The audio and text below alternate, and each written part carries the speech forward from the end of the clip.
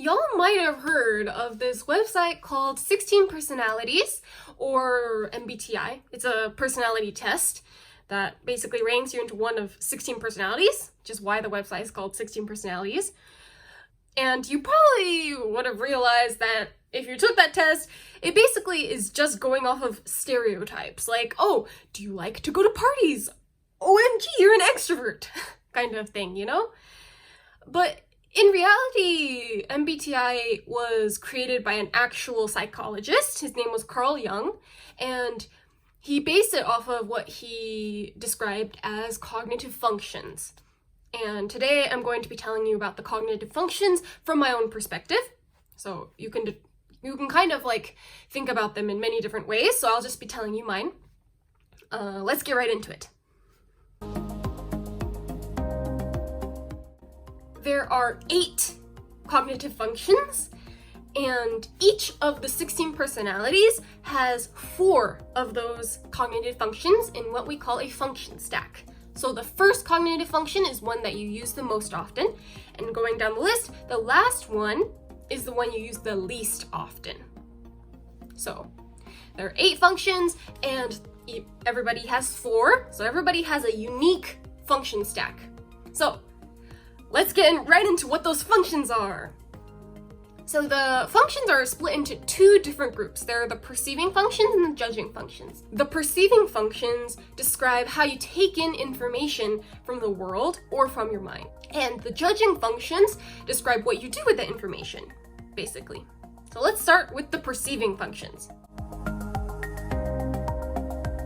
There are 4 perceiving functions, and they're kind of split into 2 groups. So the first group is the intuition functions. So there's introverted intuition and there's extroverted intuition. And each of these functions is going to have both an introverted and extroverted kind of version of it. Introverted intuition describes how you come up with ideas, new concepts in kind of a linear path. So this is the function people use when they're planning, for example, or they're learning new things in a very logical, linear, structured way. So for example, if you're planning, you say, oh, okay, I need to do this thing. What steps do I need to take in order to achieve this thing or this plan that I'm making? So that's introverted intuition. Extroverted intuition, or NE, has to do with ideas and concepts, just like introverted intuition, but it's more expansive. It's the function often associated with creativity, brainstorming, that kind of thing. So thinking about lots of new different ideas and connecting all of them together, you can kind of think like a word cloud or one of those diagrams that has a bunch of connecting things to each other. So that's what extroverted intuition is. So we got those 2 concepts for intuition. So now let's do the other 2. So the other 2 in this perceiving group are the sensing functions. So just like how intuition had an introverted and extroverted component, sensing also has an introverted and extroverted component. So while the introverted functions had to do with concepts and ideas and abstract things like planning, the sensing functions have to do more with physical reality, your experience of physical reality, like your memories and things like that, as well as physical objects like this cup, for example. Isn't this cup cute? It has a cat. So introverted sensing versus extroverted sensing. Introverted sensing has to do more with several different things. So it deals with your past. So your experience of the past, your memories of the past. So people with high introverted sensing will often have really good memory of their past. And it also has to do with your internal sense of your own body, your individual experience as somebody in the physical world, inside your body specifically. And it also has to do with being very, very detailed in physical reality. So people with introverted sensing often prefer to go very, very deep into one specific direction in physical reality. So for example, if you're looking up information about some project that you need to do, introverted sensing users will often just go to one single website and really in-depth read through the things in that website. Going very in-depth into one single thing and being very detailed about it. Versus extroverted sensing. So extroverted sensing, in comparison to introverted sensing, which is more about the past, extroverted sensing is more about the present. So being present in this moment. And whereas introverted sensing was more about your physical body and feeling those sensations of your physical body, extroverted sensing is more about experiencing what's outside of your body. They often have a reputation of doing things like skydiving or dancing or partying, like very, very extreme external kind of activities. And in terms of how they physically deal with stuff in the real world, instead of being detailed, they're very like broad and expansive, but not as deep. So in that example I gave about the project, instead of going very deep into one website, they might check a bunch of different websites, but just skim the information. So that's the contrast there.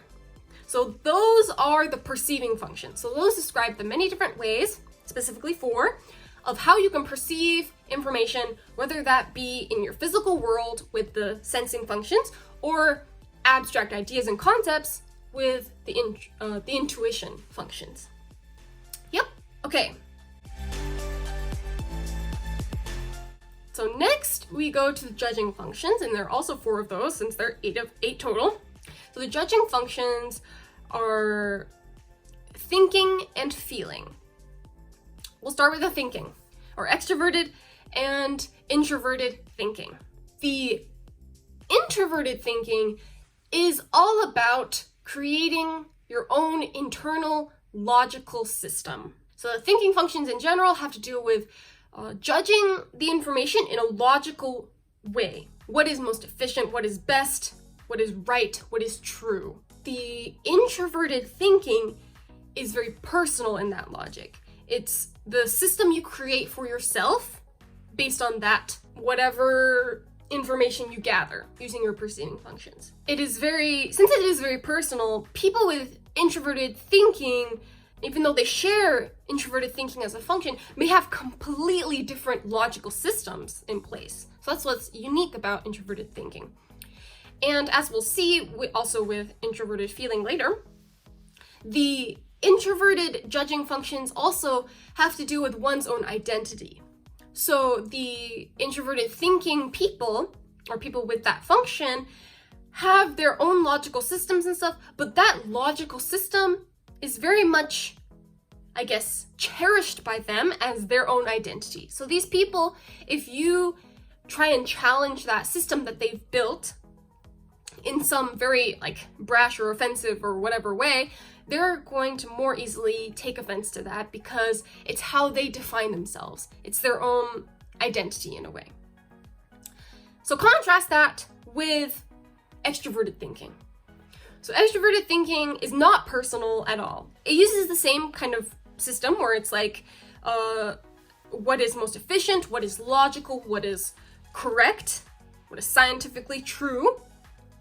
But instead of it being very internal, very like personal to them, it's more developed based on what is correct and true for the tribe, or basically other people in society, or the group that they're located in. So extroverted thinking users will gather a lot of different opinions on something and then kind of conglomerate them into what they think, or what is apparently the most efficient or true or whatever system, and then use that. So it's very much like a combination of what everybody in their social circle or their tribe or whatever thinks is best, they're going to use that. Because it's kind of based off of everybody else, it's not really what they define as their own identity, it's just like that conglomerate. Yep. Okay, so that was the thinking functions, but we also have what are called the feeling functions, extroverted and introverted feeling. So despite the name, it's not just about feelings, it's more about morals and values. So these people who have high extroverted or introverted feeling, rather than prioritize logic or scientific correctness or whatever, they more prioritize values and morals. So the introverted feeling users, just like the thinking the introverted thinking users, this is their own identity, and they'll judge things based off of their own personal system of values and morals. And if you often ask that person how they came up with those values or morals, sometimes they might not be able to say or tell you because it's just like who they are inside. That's just who they are, and that'll often be their answer for that. They might just tell you like, oh, this is what I feel is correct. This is what I feel is morally right. That kind of thing. And that, of course, since it's introverted feeling, is who they are as a person. It's their identity to be associated with those values and morals. For extroverted feeling, it's kind of the same concept as the extroverted thinking, where they'll go out and look at what a lot of different people think about different morals and values, and then kind of group them together into what they believe is the best for that, and then use that as their own morals and values. And it's kind of worth it to note that for each of these groups of functions, each person will have kind of the opposite of each. So each person will have one from each of these groups that I just talked about. So there's introverted and extroverted thinking, introverted and extroverted feeling, introverted and extroverted sensing, and introverted and extroverted intuition. So each person will have one of each of these 4 groups. So for example, I am an ENTJ, so I have extroverted thinking, so that's the thinking group, introverted feeling, that's the feeling group, extroverted sensing from the sensing group, and introverted intuition from the intuition group. So everybody has one from each of those groups, and they have to be opposite of each other within the thinking or within the perceiving and the judging groups. So for example, as an ENTJ, I have extroverted thinking and introverted feeling. So those are opposite in extroverted and introverted, right? You can't have extroverted thinking and extroverted feeling, because then you wouldn't have an introverted judging function, which is associated with your identity. So you'd have like no identity, and that'd be super weird, right? Then for the perceiving, they also have to be opposite, because you can't just be, I guess, shallow in everything, right? So if you had extroverted sensing and extroverted intuition, you'd just be broadly doing everything, right? You'd be broadly using your ideas to brainstorm, broadly gathering data, and you'd just be super shallow in your perceiving world, I guess, and that doesn't really make sense either. So everybody needs something they're like very detailed in, and something that they're more, I guess, broad in. So that's why each one kind of goes like that. And you can see, because of that, everybody becomes kind of just like a balanced human being, because everybody has kind of opposites in those kinds of things across the board. Yeah, so now we know about all 8 of the functions. And actually the 4 letters in your personality type, so for ENTJ, those actually can tell you which functions you have in the stack. The process is pretty complicated, so I'm not going to go over it in today's video. You can easily just look it up on the internet, like, what are the functions of ISTP or ENFJ, whatever your personality type tends to be, and see if those functions actually relate to you. Because, like I said at the beginning of the video, the 16 personalities test, or the website that people often use to take this personality test and determine the type for themselves, is only based off of stereotypes.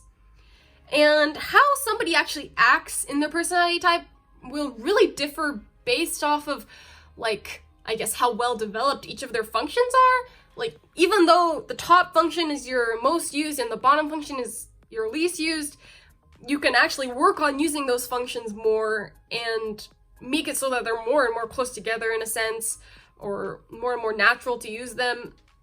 And so, you know, people could really be portrayed as completely different individuals, even though they're the same type.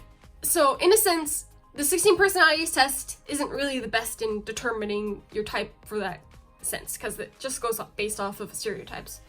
Yeah, so if you felt like any of the cognitive functions really resonated with you in how you perceive the world or how you judge information, then maybe that can be a starting point for you to really determine which types could be the ones that you actually are in this system.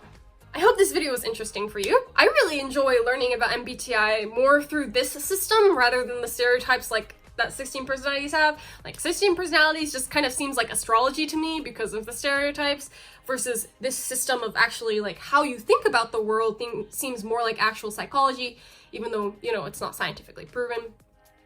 But it does create kind of a general framework through which we can view how to better ourselves and how to become more, I guess, decent human beings, right? Because if you're really struggling with something and you realize, oh, maybe it's because of my last function in my function stack, I need to work on that, it gives you something, you know, more concrete and more concrete of an idea to work on whatever trouble that you're having, and hopefully improve your life or your relationships, or I guess any of your weaknesses in that way. It provides a great strategy to do that. So in my exploration of this topic with you here on YouTube, I will be kind of approaching it from that aspect. So I'll be talking about how maybe different types struggle in certain things because of their weaknesses in certain functions, and that may or may not apply to you based off of your own usage of the functions.